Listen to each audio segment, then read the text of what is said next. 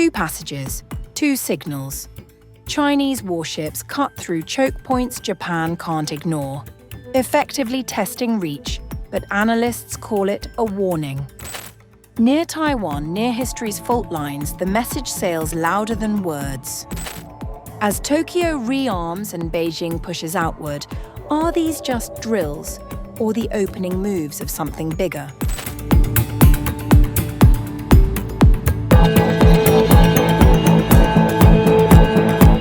PLA Warships made two unusual moves this week, sailing through sensitive waters near Japan. The routes were rare. The timing wasn't random. Twice, Chinese naval vessels crossed key waterways off southwestern Japan, timing hard to ignore. Outbound Sunday through the Yokoate Channel. Back Wednesday via the Yonaguni-Iriomote Waterway. In a statement, the PLA's Eastern Theater Command said, "We have organized the 103rd Fleet to complete training exercises in the Western Pacific, returning via the Yonaguni-Iriomote Waterway, effectively testing the troops' long-range operational capabilities." But this wasn't just about drills. The Yonaguni-Iriomote Waterway sits between Japan's westernmost island and territory, just 110 kilometers from Taiwan. A choke point, a signal. Military analyst Song Zhongping and former PLA instructor viewed the PLA transits as a warning to Japan. The Yonaguni-Iriomote Waterway is a key route through which Japan could potentially influence the situation in Taiwan. The PLA's passage through this waterway may be a warning to Japan regarding its recent statements and actions on the Taiwan issue. And PLA instructor went further. Both Yonaguni and Iriomote Islands have Japanese military bases. I believe this rare passage through the channel is a direct deterrent to the military bases along the coast and will unexpectedly shock Tokyo. This is the first publicly recorded time Chinese warships used that route, and it comes days after Japan made its own move. On April 17th, the destroyer Ikazuchi sailed through the Taiwan Strait, a date Beijing calls deeply provocative. China didn't hold back. It called the transit a deliberate provocation. That date marks the 1895 Treaty of Shimonoseki, when China ceded Taiwan to Japan. A historical wound Beijing hasn't forgotten.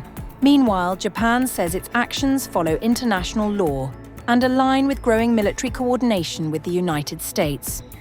This year, Tokyo joined the combat phase of the Balikatan exercises, a shift, a signal of its own. Back at sea, China is also changing patterns. The Yokoate Channel, closer to Japan's mainland than usual PLA routes, puts Chinese ships nearer to Japanese military bases.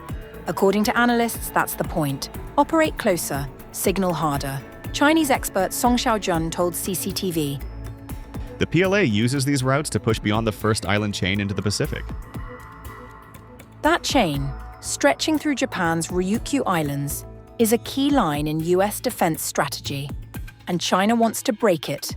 The lead ship in this mission, the guided missile destroyer Bao-2. All of this unfolds as tensions climb. Japan has warned a Taiwan conflict could be a survival-threatening scenario. And this week, Tokyo lifted restrictions on exporting lethal weapons, a major shift from decades of pacifist policy. Beijing responded with serious concern, warning against what it calls Japan's move toward militarism. So this isn't just naval movement, it's signaling, it's history, and it's a warning written in shipping lanes.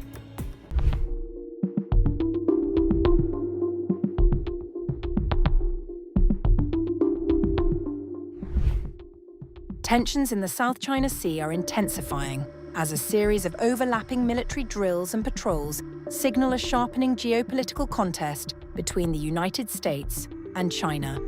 The United States and Australia have joined the Philippines for their second joint maritime exercises in the disputed waters this year. Conducted between April 9th and April 12th, the drills brought together warships, fighter jets, and surveillance aircraft in coordinated operations aimed at strengthening maritime defense capabilities. According to the Philippine military, the exercises reflect a growing alignment among the three nations, underlining their shared commitment to regional security and stability. The exercises underscore deepening defence cooperation among the three nations and their shared commitment to regional security. Manila deployed its FA-50 fighter jets, while Australia contributed P-8A Poseidon aircraft. The United States, meanwhile, sent the USS Ashland, a dock landing ship, highlighting the scale and seriousness of the operation. The drills also come just days ahead of the larger Balikatan exercises, set to begin on April 20th. This year's edition is expected to be one of the largest yet, with Japan joining as a full participant for the first time, alongside Australia and other Western partners. Japan's expanding role is particularly significant.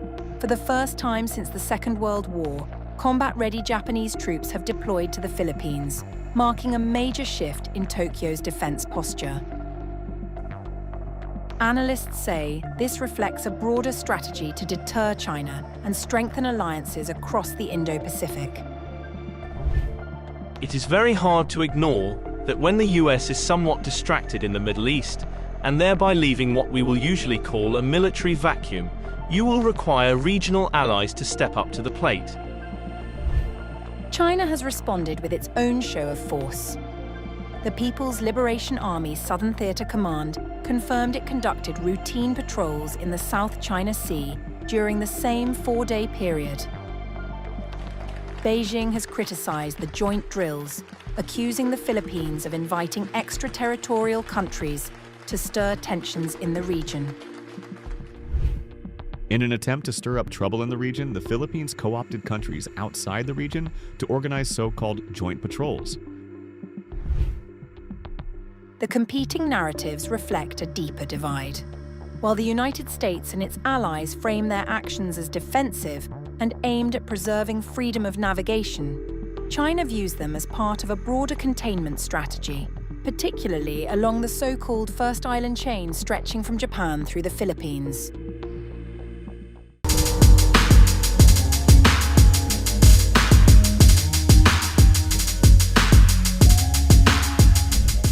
After nearly a decade of relative quiet, China is once again accelerating construction in the South China Sea, reviving a controversial strategy and transforming a little-known reef into what could become its largest military outpost in the region.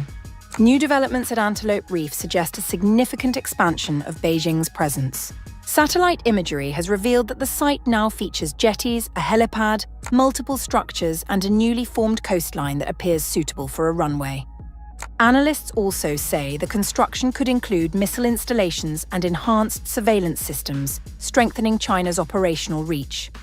Located in the Paracel Islands, an area firmly held by China but also claimed by Vietnam and Taiwan, the development has surprised observers, especially given the long pause in large-scale construction. Its proximity to the mainland may also allow for expanded civilian infrastructure, reinforcing China's claims over the disputed waters. The South China Sea has long been a flashpoint, with competing claims from several regional powers.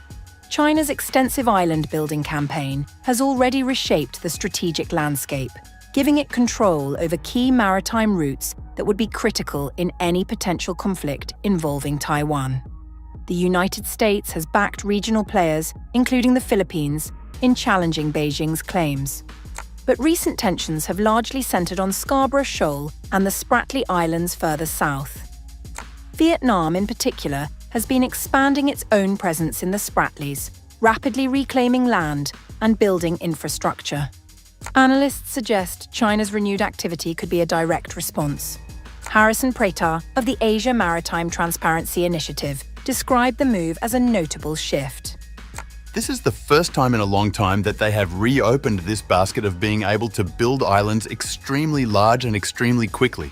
This could be a response to show Vietnam, and maybe show others that China's not going to be outdone, and they're not going to sit by while someone else builds up their own outposts. According to analysis by the Center for Strategic and International Studies, the reclaimed land at Antelope Reef has already reached approximately 1,490 acres, comparable to Mischief Reef, China's largest outpost in the Spratlys. This rapid expansion underscores the scale and pace of the project. Vietnam's foreign ministry has formally protested the construction. Any foreign activities in the paracels without Vietnamese permission are illegal. China, however, maintains that the Paracel Islands are its inherent territory. The Sisha Islands are an inherent part of China's territory, and there is no dispute about it. China's necessary construction activities on its own territory are aimed at improving the living conditions of the island's residents and serving local economic development. While there is no definitive international ruling on sovereignty over the Paracels, a 2016 tribunal decision in The Hague rejected the legal basis of China's broader maritime claims in the South China Sea. Despite this, construction has continued. Experts say the new facilities at Antelope Reef could serve both strategic and logistical purposes. A dredged lagoon may accommodate naval vessels, including submarines and large ships, while the location could prove particularly valuable in the event of high-intensity conflict. Compared to the more distant Spratly outposts, bases in the Paracels are closer to the Chinese mainland and less vulnerable to isolation. The United States has repeatedly criticized China's island-building efforts, arguing that they undermine international maritime law. American officials have also raised concerns about the broader implications for regional stability.